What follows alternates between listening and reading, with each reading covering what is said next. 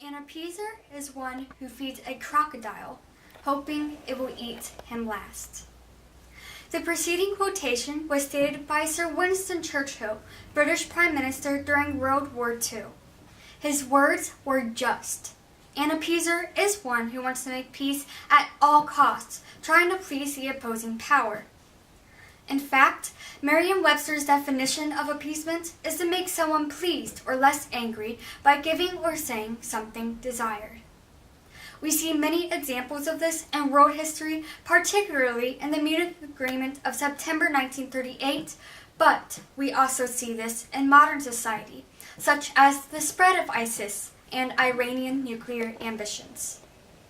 Aside from showing you why appeasement never works in these situations, I will present a way that we use appeasement daily and why it doesn't work even in a more minor situation.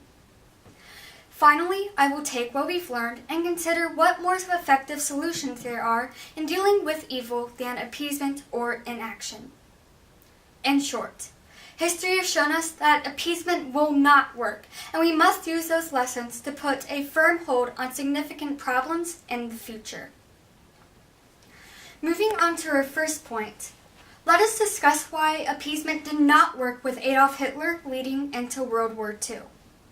First, the 1938 Munich Agreement was an attempt to form a bond between two nations of good and evil.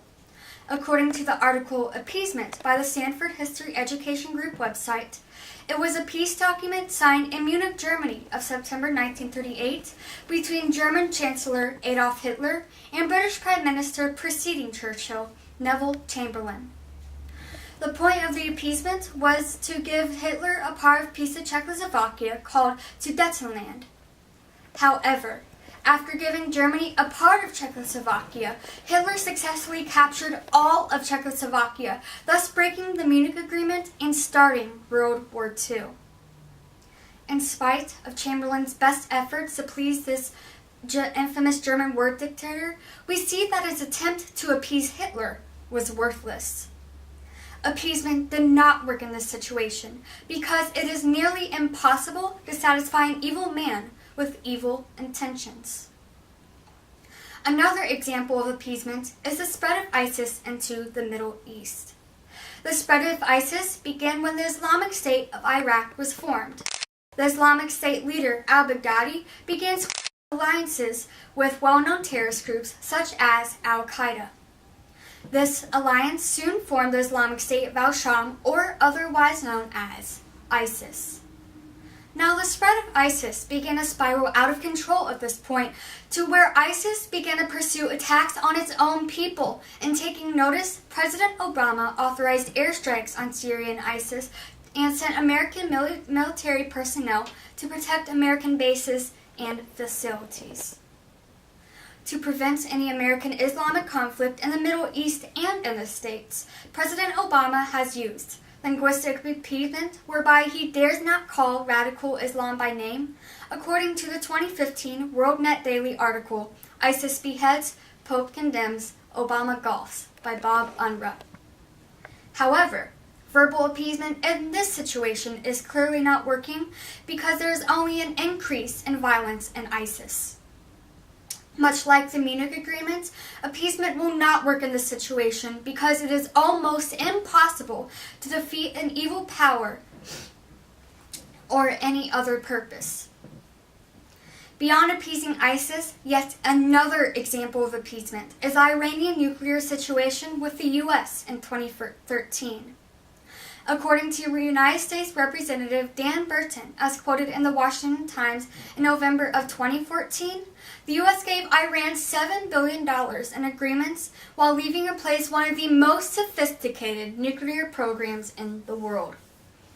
Also, according to the article on Bloomberg.com, Iran to reap $7 billion in sanctions relief under accord by Indira Lakshmanan. The U.S. received $4.2 billion worth of frozen oil assets as part of this deal. This deal can be considered a form of appeasement to keep Iran from gaining nuclear weapons. But the point is that small deals like this will not stop evil. It is going to take a bigger effort to solve the situation before it becomes a third world war. Moving on to our second point, let us discuss a way that we might use appeasement daily and why it doesn't work even in a more minor situation of appeasement. Let us consider a child whining for a cookie to his mother. Because his mother cannot stand to hear a child whine and scream for the cookie, she gives in, temporarily satisfying him. But after the child eats the cookie, he might whine for the whole jar. Now, this might be similar to what happened during the 1938 Munich Agreement. Hitler got a piece of Czechoslovakia that he wanted, but he wanted more. He wanted all of Czechoslovakia. As we will see in our final point, this negative result of appeasement can be ways to learn from our lessons and apply it to future foreign policy agreements. Our third and final point today will address the question, what is a more effective solution of evil than appeasement or inaction? Well, in dealing with evil entities, the best that could have been done in our historical situations is to move straight to a more proactive action and or correction. The same goes for even simple forms of appeasement. In the ISIS and Iran situation, some may validly argue that the U.S. has already been proactive by sending airstrikes and troops to Syria and Iran. However, appeasement is still being seen through these situations, and it will do nothing to stop those determined powers. But what can we, as the American people, do about it? One thing that we are given the right to do as Americans is to personally contact our state and federal congressmen about it.